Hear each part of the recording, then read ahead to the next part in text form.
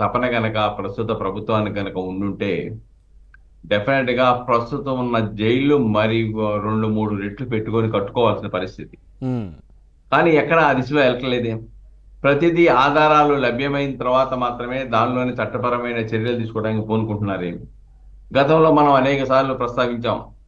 చంద్రబాబు నాయుడు గారినో అచ్చెన్నాయుడు గారినో లేకుంటే నా తండ్రిని అరెస్ట్ చేశారని చెప్పేసి నేను చూడటానికి వెళ్తానంటే నారా లోకేష్ గారు లాంటి వారిని యువగలం యాత్రలో కోనసీమలో ఏ విధంగా వెళ్లకుండా అడ్డుకున్నారో చూసాం.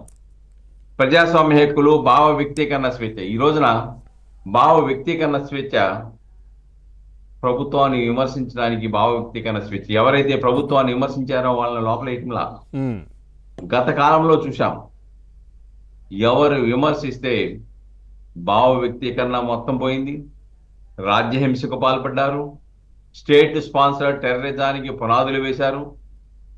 ఒక భయానక పరిస్థితిని, ప్రజాస్వామిక హక్కుల్ని పరిరక్షించుకోవాలన్నా కూడా భయపడే పరిస్థితిని సృష్టించారు.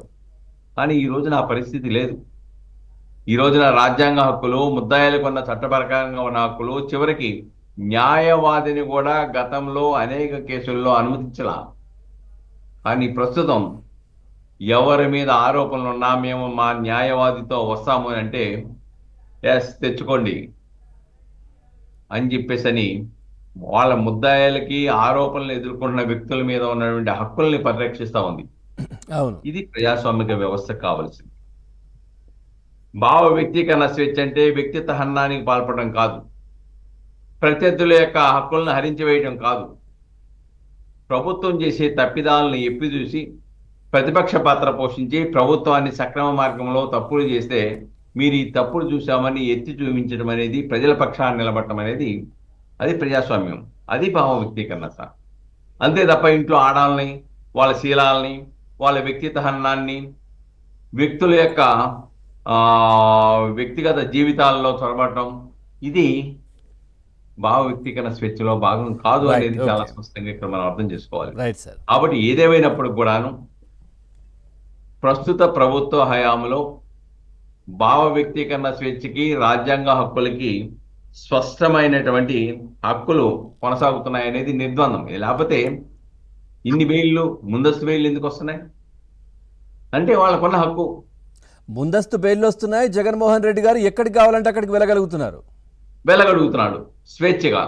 కానీ గతంలో ఆ పోలీసు ప్రొటెక్షన్ తోని ఎస్ చంద్రబాబు నాయుడు గారిని అరెస్ట్ చేసినప్పుడు జైలు దగ్గరికి వెళ్తానంటేనే పెద్ద గందరగోళం. అంతేందుకు సార్, సొంత నియోజకవర్గానికి కుప్పంకి వెళ్తానంటేనే అడ్డుకున్నారు.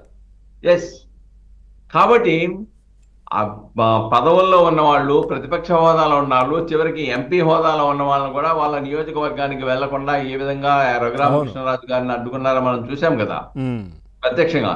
ఇప్పుడు ఆ పరిస్థితి లేదు. కాబట్టి ప్రజాస్వామ్య వ్యవస్థకి కావాల్సింది ఇటువంటి విధానమే. ఓకే, ప్రజాస్వామ్య మనుగడకు కావాల్సింది ఇటువంటి విధానమే. Right sir. కాబట్టి హక్కులు ఉల్లంఘనకు పాల్పడి భావ వ్యక్తీకరణ స్వేచ్ఛ అంటే అది భావ వ్యక్తీకరణ స్వేచ్ఛ ఎప్పటికి కాదు.